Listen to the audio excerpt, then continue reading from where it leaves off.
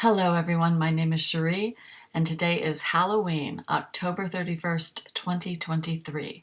It is the final day of the 31-day horror movie challenge, and today's challenge is number 31, a Michael Myers movie. I decided to watch the original Halloween from 1978. 15 years after murdering his sister on Halloween night, 1963, Michael Myers escapes from a mental hospital and returns to his small town to kill again. Halloween was written by John Carpenter and Deborah Hill. It was directed by John Carpenter, and it stars Donald Pleasence and Jamie Lee Curtis.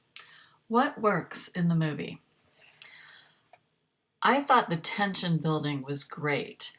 The use of the subjective camera throughout. Yeah, it was creepy. That was great. The music, it's an iconic theme, and it was written by John Carpenter. So yeah, just love the theme. I love the little Easter egg they threw in where the kids are watching the original version of The Thing on TV. John Carpenter would go on to make The Thing 4 years later. What doesn't work in the movie? Okay, this is a really 80s film with all the 80s film problems. I felt the dialogue was completely unrealistic. It seemed like they were doing ADR or something because a lot of the delivery was unnatural. I found it odd that Michael Myers escapes from the asylum where he's been for 15 years since he was a little child, and he knew how to drive a car. I mean, they kind of mentioned, like, oh, well, maybe someone taught him, but it was just weird when it happened. It seemed unrealistic that his sister, the first person he killed, didn't fight back. I mean, he was a little kid, and you think she could have overpowered him. And the house, like the one of the main houses, like locked from the outside all the time. Like there were three different doors where they couldn't get out. They were locked inside because the locks locked them in from the outside. And that honestly did not make sense to me at all. There were no trick-or-treaters on the streets. I think you see like one group one time, and then like it's just a dead street. And this is a very nice neighborhood with good sidewalks and nice houses. You'd think this would be a place where there are a lot of trick-or-treaters on Halloween. And then also, is Mike Myers supernatural? I mean, this is the first time I've watched it, and I've not seen any of the other movies, but like he doesn't die. So anyway, yeah, I had a lot of problems with this movie. Historically, these movies punish sexual liberty. Why do you think that is? I don't know. It's 78. That was a pretty liberal time. It is scary. I mean, you are vulnerable when you're not wearing anything, and that's maybe part of it. Haven't analyzed it. Don't really know. How does Michael Myers reflect fears of suburban violence? Well, yeah, even in a nice neighborhood, you never know. You could be killed. I think this movie might explore more of the mental health crisis issue. And we don't have, knife wielding people. We've got shooters, like mass shooters. And yeah, it'd be good to get back to helping people with mental health issues. Do you think society manufactures its boogeymen? Manufactures. I mean, there have always been stories of the boogeyman. I mean, we create them. We create them. See my previous comment on mass shooting.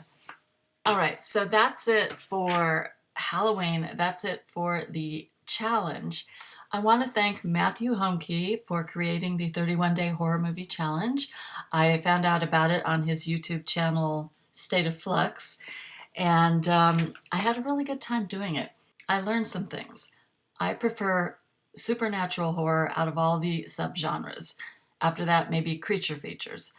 Not a huge fan on slasher stuff. um, there were a lot of categories in the book that crossed over, and it was kind of geared more towards slashers. Because of that, I did see a lot of movies that are classics that I had never seen just because I, in general, don't watch them. So I'm glad I got to see, like, the Texas Chainsaw Massacre and Halloween, Friday the 13th, you know, The Hills Have Eyes, all those movies that I had never seen before.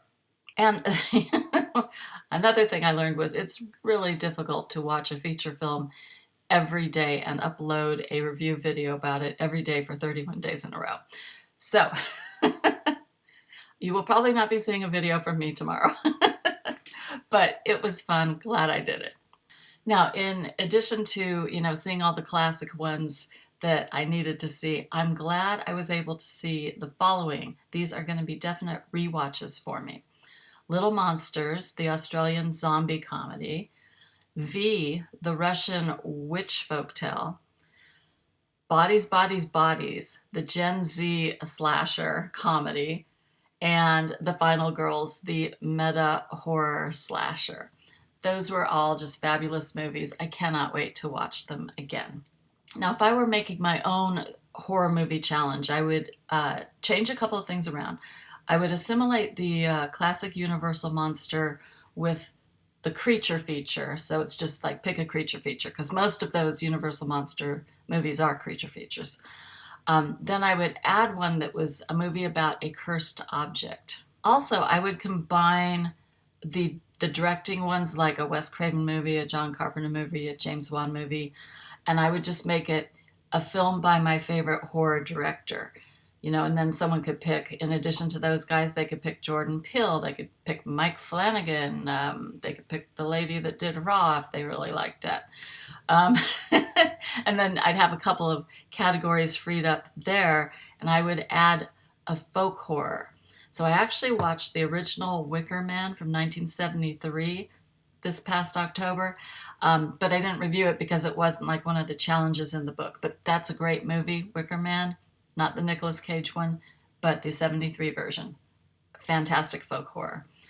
And then I would also add a haunted house movie. So I know there's a ghost story. Most ghost stories are haunted house movies, but they can take place in graveyards or outer space or whatever. But for me, particularly, I love the haunted house genre. So I would add that to my 31-day horror challenge.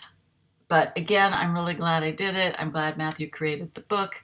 And I want to thank you for joining me on this journey. I will see you in the next video.